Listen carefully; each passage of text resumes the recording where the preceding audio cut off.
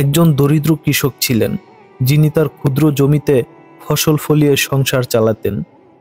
তিনি ছিলেন খুবই পরিশ্রমী, কিন্তু প্রায় তার জমিতে পর্যাপ্ত ফসল হতো না।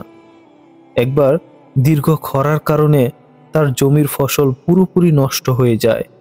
ভীষণ হতাশ হয়ে কৃষক ভাবলেন, আল্লাহ আমাকে এমন পরীক্ষায় ফেললেন, আমি কি তেমন ভালো কাজ করিনি? একদিন কৃষক তার হতাশা নিয়ে গ্রামের এক জ্ঞানী আলেমের কাছে গেলেন। তিনি আলেমকে বললেন, হুজুর, আমি অনেক পরিশ্রম করেছি, কিন্তু এখনো আমি কিছুই পাচ্ছি না। আল্লাহ কি আমাকে ভুলে গেছেন? জ্ঞানী আলেম মুচকি হেসে বললেন, তুমি কি জানো, দুনিয়া একটি পরীক্ষা। এই দুনিয়াতে আমাদের কাজ হলো ধৈর্য ধরা, আল্লাহর প্রতি ভরসা রাখা এবং কখনো হতাশ না হওয়া। এরপর আলেম একটি কাহিনী বললেন। একজন ব্যক্তি একদিন এক জঙ্গলে হারিয়ে যায়। তার কাছে খাবার পানি কিছুই ছিল না।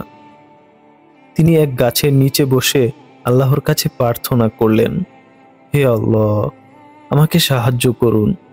কিছুক্ষণ পরে তিনি দেখলেন একটি পাখি তার কাছে এলো এবং একটি গাছের ডাল থেকে একটি ফল ফেলে দিল। সেই ফল খেয়ে তিনি বাঁচলেন।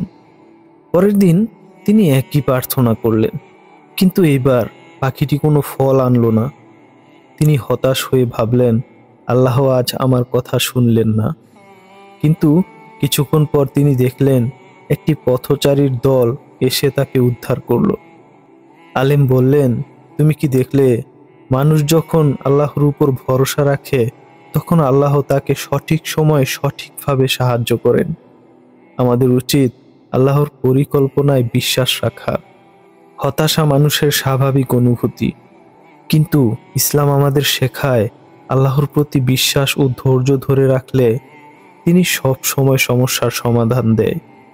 আল্লাহ বলেন, নিশ্চয়ই কঠিনের পর সহজ আছে। অতএব হতাশ না হয়ে নিজের কাজ করে যেতে হবে এবং আল্লাহর উপর পূর্ণ ভরসা রাখতে হবে।